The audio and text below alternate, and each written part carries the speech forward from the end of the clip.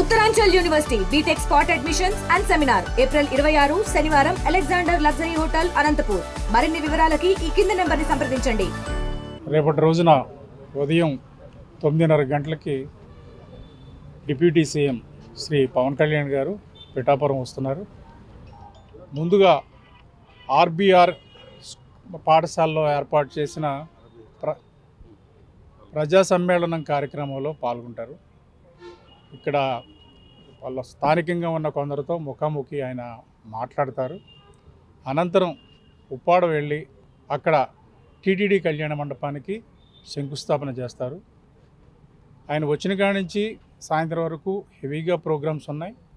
TTD కళ్యాణ మండపం శంకుస్థాపన అయిన తర్వాత అంబేద్కర్ భవనంలో ఈ కుట్టు శిక్షణకు సంబంధించిన కార్యక్రమాన్ని ప్రారంభిస్తారు. ఆ తర్వాత రైతులకు టార్పాలిన్లను అందజేస్తారు. ఈ వర్షాలు వచ్చినప్పుడు ఒడ్లు ఆరబెట్టుకుంటానికి ఇబ్బందిగా ఉంది.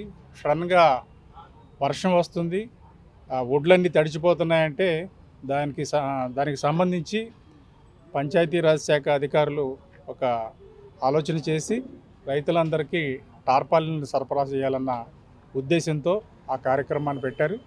ఆ తర్వాత వ్యవసాయదారులకు అగ్రికల్చర్ పనిముట్లు కూడా అదే అంబేద్కర్ భవనంలోనే అందజేస్తారు. తదనంతరం పిఠాపురానికి మంజూరైన 100 పడకల ఆసుపత్రి, చాలా కాలంగా ఈ ప్రాంతం ప్రజలు ఒక మంచి ఆసుపత్రి కోసం, అన్ని వసతులు ఉన్న ఆసుపత్రి కోసం ఎదురు చూస్తున్నారు. ఇన్నాళ్ళకి ఈ ఇక్కడ స్థానికంగా ఉండే ప్రజల కళ సాకారం కాబోతుంది. ఆ 100 పడకల ఆసుపత్రి కూడా రేపు శంకుస్థాపన చేస్తారు. అనంతరం విజయవాడ బయలుదేరి వెళ్తారు.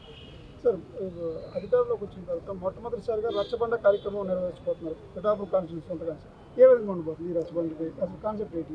అంటే ఇది అనుకుంటానికి రచ్చబండ అనుకుంటున్నాం, కానీ ఇది ఇంటరాక్షన్. ఇక్కడ స్థానికంగా ఉండేవాళ్ళు ఏమనుకుంటున్నారు, ఇంకా ఏం కావాలనుకుంటున్నారు అనేది తెలుసుకోవాలని ఆయన అనుకున్నారు. అందుకని ఈ కార్యక్రమాన్ని ఏర్పాటు చేశారు. It is interactive programme. మరిన్ని వీడియోస్ కోసం ఛానల్ ని సబ్స్క్రైబ్ చేయండి. లేటెస్ట్ అప్డేట్స్ కోసం వాట్సాప్ ఛానల్ ని ఫాలో అవ్వండి. ఆ లింక్ డిస్క్రిప్షన్ లో ఉంది.